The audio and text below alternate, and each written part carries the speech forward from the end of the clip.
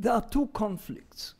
There is conflict between Israel and the Arab states, which is an ordinary conflict among states about territories, water, security.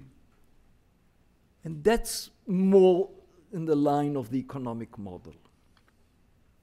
And there is another conflict between Israel and the Palestinians, which is an intercommunal strife where what is at stake is the identity of the two communities. They understand themselves through this conflict.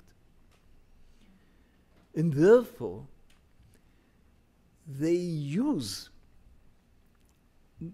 make things holy or unnegotiable because both sides believe that it touches the very basic identity of the community.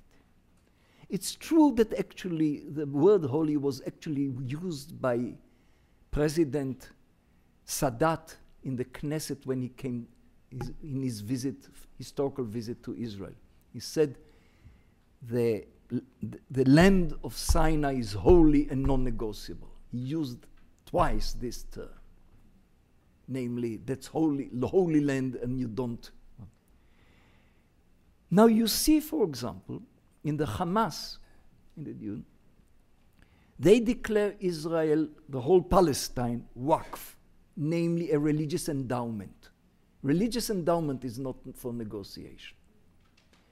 You can make truce, you can make temporary ceasefire, you can make all sorts of deals in time, but in principle you cannot.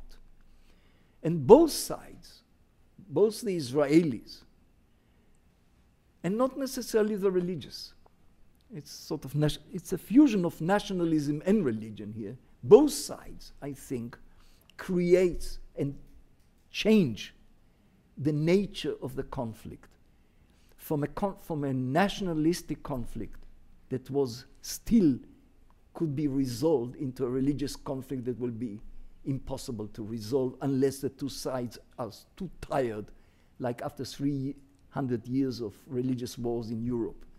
Then you just give up because you are too tired. But as long as you can keep the struggle, you keep. And I think that there was a major change. It was a continuous change, but I think there was a constant change from a national conflict to a religious conflict. National conflicts, or all secular vision, usually goes by 5 years plans.